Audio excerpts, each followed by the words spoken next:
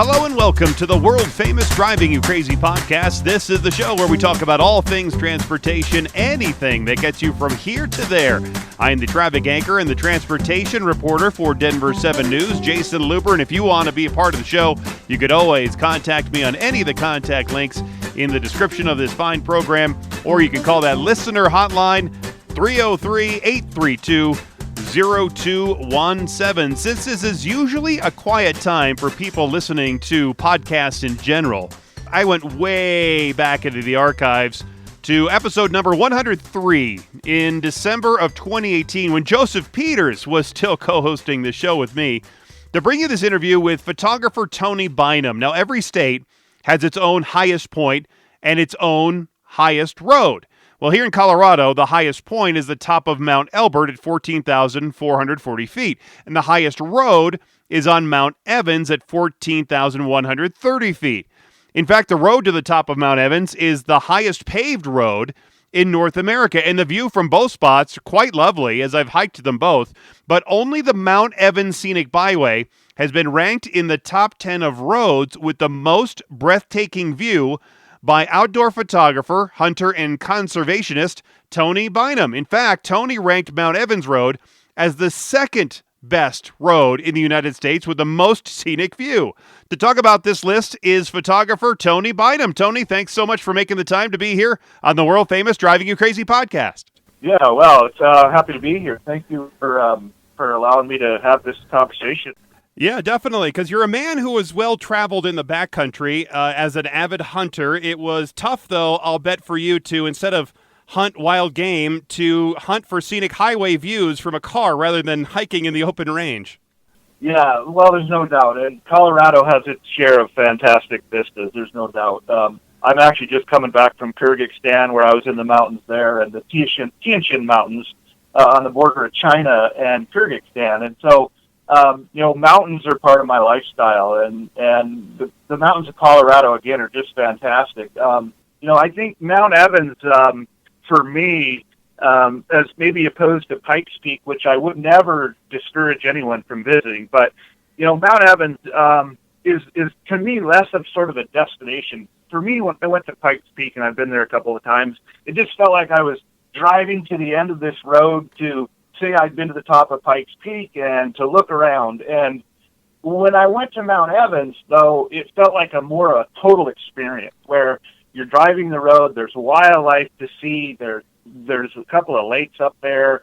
So for me, it was sort of like if I was going to have this real overall mountain experience in Colorado, I would choose Mount Evans just because of it's a more deeper, broader experience. And I never felt really like I was trying to get to the end of the road, whereas on Pikes Peak, it's sort of well known for car races and, excursions, and you almost just want to go to the end of the road. And I'm kind of more of a slower guy, so I kind of like to pick my way up these trails. Well, it's a lot like when you go up to the top of Mount Evans. I mean, there's a small parking lot up there, and there's that little observatory for the university. But when you go to Pikes Peak, I mean, there's a train up there. There's a house. There's a hut. I mean, there's like it's a gift shop and a little restaurant up there. So it feels like it's a whole different experience. That's absolutely right. And again, I would never discourage anybody. I mean, there are very few places anywhere in the world where you can go to 14,000 feet in a car.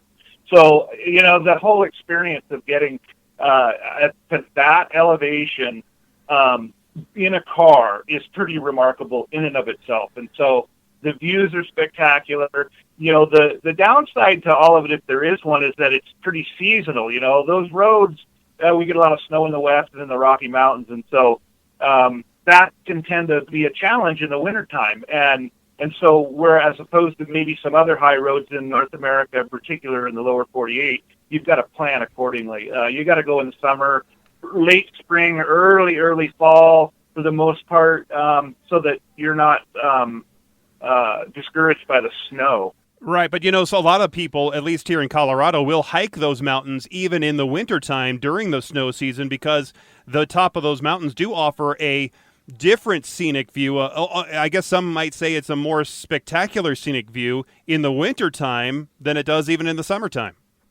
Yeah, and I have not been to either of those locations in the wintertime. I have been, like I said, I just came back from Kyrgyzstan, and we were at 14,000 feet on horses and on foot. But hiking at that altitude or elevation too is a little bit different. I mean, no matter what, they're great experiences. Though, if you can get out and hike around and be out in the outdoors at that elevation with those views, I recommend it to anybody who's up for a bit of a challenge. Now, Tony, you got to answer me this. How did Alaska beat out Colorado? I've been to Mount Evans. I haven't been to the road mentioned in Alaska, but I can't imagine how anything would top Mount Evans. It's personal, I think, a personal preference. I just feel like having been to Alaska a dozen times and spent time in the backcountry and in Denali and up north, I feel like the remoteness of it, the feeling of sort of being away from, I don't know, just civilization itself. And so the views are spectacular, and it doesn't stop. I think some of the difference between, say, Alaska and the lower 48 in Colorado is once you're up that far north, the height of the road is much less. So if you're at, say, 5,000 or 6,000 feet in Alaska, you're already sort of at this alpine level, whereas in the lower 48, you've got to get much higher to get out of the tree. And so for Alaska, you're just above the tree line. And to me, it's just spectacular to see the breadth of the landscape. While it is a little different, obviously, than Colorado, I just feel like being in Alaska is unmatched anywhere that I can recall in the United States. And so it's a separate thing, though. They're not really apples and oranges in a sense, but going to Alaska is a whole nother adventure, and so for me, just that remoteness and the feeling of sort of being by yourself is pretty awesome. I imagine it would be much of the same for when you went to Wyoming, where the Beartooth Highway comes in at number 3. That's a pretty remote part up by Yellowstone, and it's almost, I guess, on the state line of Wyoming and Montana. So that's a pretty remote spot too. Yeah, and the neat thing about that drive too is just the drive itself is pretty spectacular. Coming out of Montana and heading into Wyoming over Beartooth, again, you can drive to these places that you've seen in pictures that are just so spectacular. And if you're not a hiker, if you're not somebody who gets out and wants to really beat the brush, you can't beat that trip either. And there's lots of little hiking that can be done off Beartooth. There's lots of trails off there. There's little lakes and ponds, and it can get a little busy in the summertime as well. Most of these places are only open in the summertime, and so you do have to deal with some traffic and maybe some people, but dress warm. I mean, it doesn't matter on any of these roads. You could be there in August and be in a snowstorm. I was in the Beartooth country just 2 years ago in at the end of August, and there was 5 inches of snow. So you can get caught in snow anytime, and make sure and prepare if you're going out. Yeah, I know. I was hiking up a couple of 14ers here in Colorado. This was years and years ago. It was in the middle of July, and here comes a little snowstorm that blows right through. We're speaking with outdoor photographer Tony Bynum about his list of the top highest roads with the most scenic views. Tony, how many of these roads overall, how many of these roads did you visit before coming up with the top 10? Well, I must admit there is one on the list that I didn't visit, and it is the one in Hawaii. I was given sort of a ranking, a whole bunch of these, and I just chose the ones that I knew I had been to and I had looked at. My preference has always been for the massive, wide, high alpine views of the West, and so you'll notice in the list there are a number of other locations out east: New Hampshire, Tennessee, West Virginia, Georgia. They all offer remarkable views, but like for me, I'm into clean, fresh, cold air. Generally, those views out east they tend to be a little bit tougher to get when you've got different air quality situations going on. So chances are, if you're out west and you go to these higher locations, you're going to get a much better view simply because the air quality is a lot better. There's less atmosphere. There's less dust and that sort of thing in the air to sort of block your views. Yeah, the first eastern U.S. place on the list is the road to the top of Mount Washington there in New Hampshire. It's a place that consistently has some of the most horrible weather in the country. I think they still hold the record for one of the coldest and Yep. windiest places on Earth. So how was it? How was it there when you were there?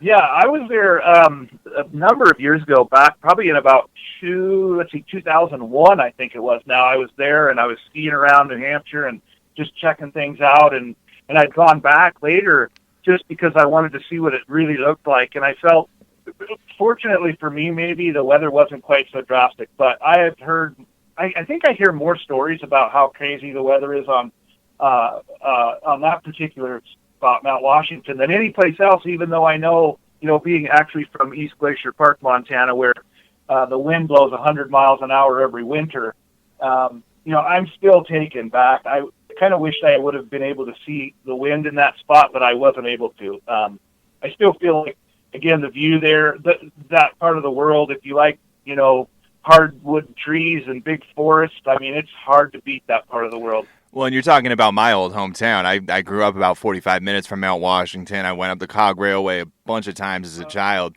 And it's kind of, I wouldn't quite compare it to Pikes Peak in terms of how built out it is. But what you mentioned about Pikes Peak, how at the top you get to the gift shop and all that other stuff, and it feels a little bit more commercialized. I always kind of felt that way about Mount Washington as well, is that they really pegged to that reputation as this windy, monstrous sort of weather location, but also a place with beautiful views, and turned it into the tourist attraction in that area. Yeah. Well, let's face it. I mean, the population's much different, right? There's a lot of people back there, and if you can't travel to the west or do a big trip, I still would recommend somebody trying to go that far. It's pretty easy to get to. There's a big population, lots of people, and so while I encourage everyone to come to Colorado and travel those roads, if you can't make it out, head up there and get cold and wet and maybe get snowed on, because that whole experience is fun. On the list, on the last three on the list at number 8, 9, and 10 are some roads in Tennessee, West Virginia, and Georgia. I see that the highest point in Florida did not make the list. I've seen that only from Google Earth, and it's pretty much just a bunch of trees and a marker that says this is the highest point in Florida along this road. Are there some of these areas that you wish that you could have seen, but you just haven't yet?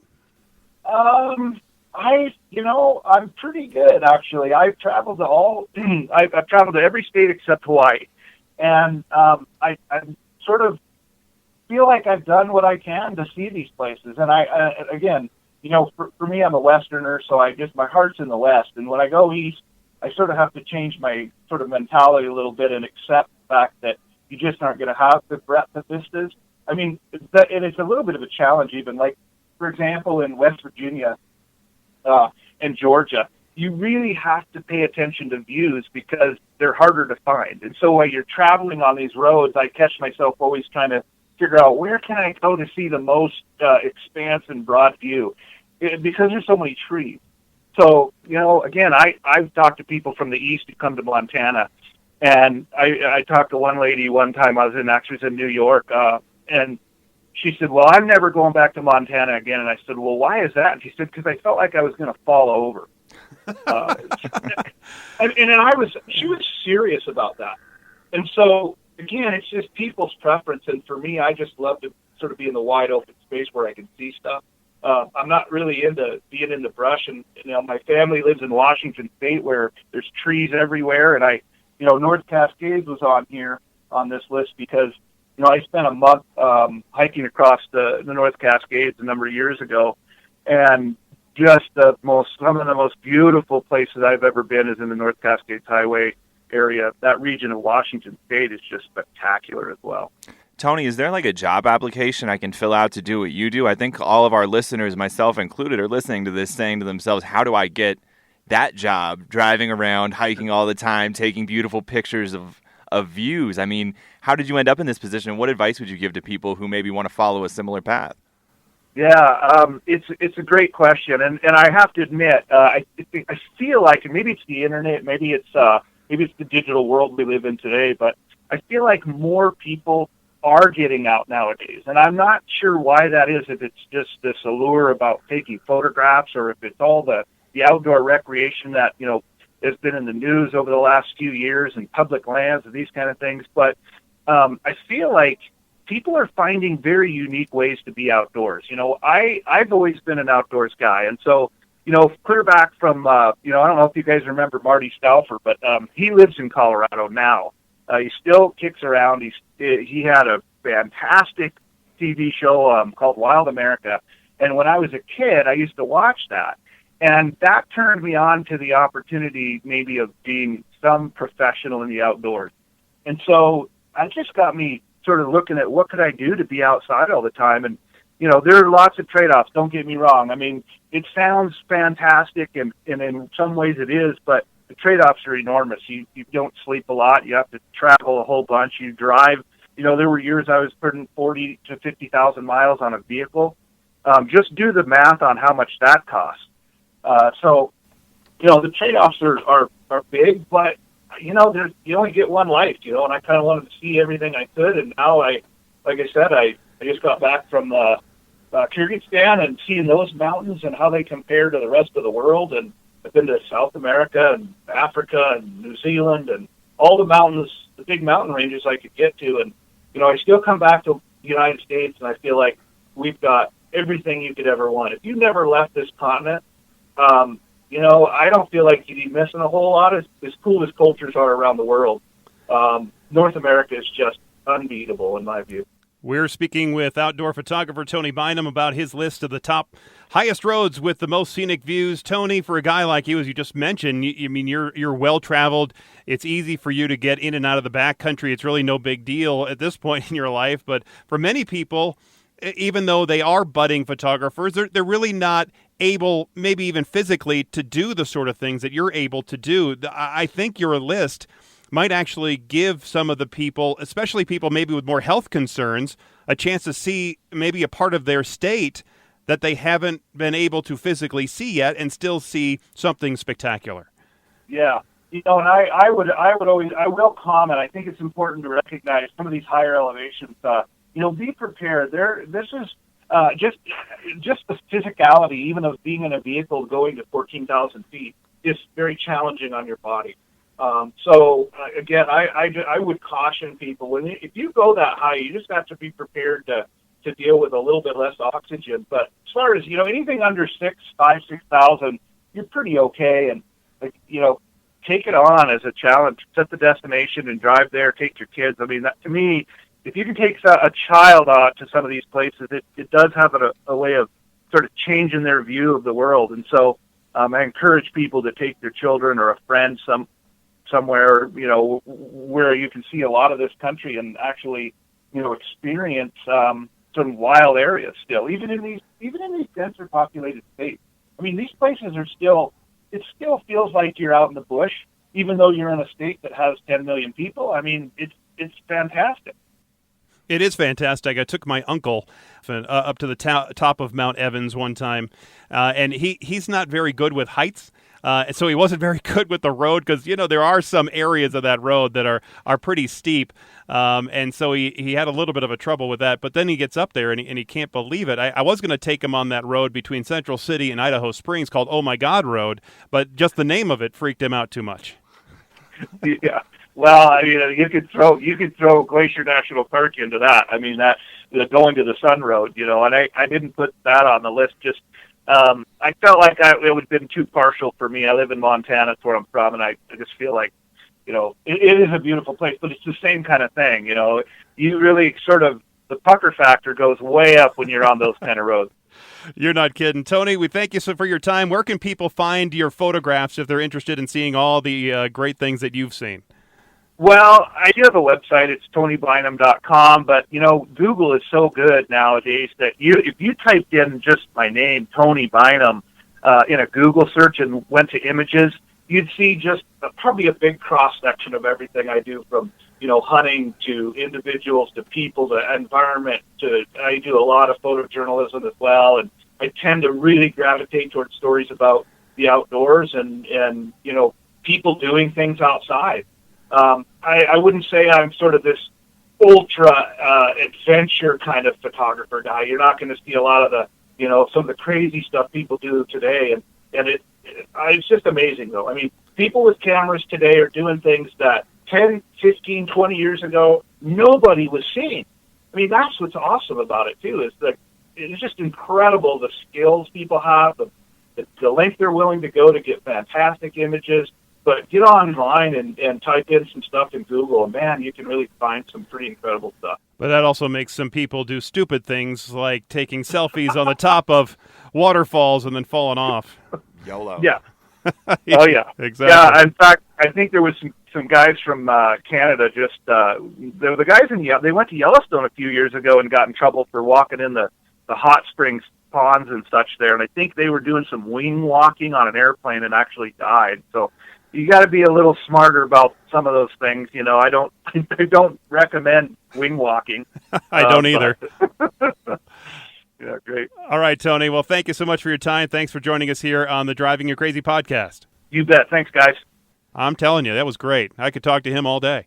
Well, I've seen people map out routes. Nothing like what he did, but I've seen people map out routes that'll take him to all the 50 states or to, let's say, roadside attractions in all the 50 states. I think I would do that trip, is to see all the different roadside attractions.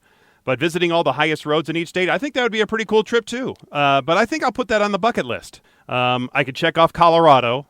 I've been to other, states. I guess I've been to about, 38, 39 states, something like that. But I haven't been to the highest places in all those states. But it would be a neat accomplishment, right? Since this is the last episode of 2022, let me wish you a happy new year and all the best for a successful and healthy 2023. I already have some interesting guests lined up for the next few episodes, so stay tuned right here for the best in transportation broadcasting. Okay. Well, thanks for listening. Thanks for being here. And until next time, I'm Jason Luber, the traffic guy. Be safe, and as always, happy motoring.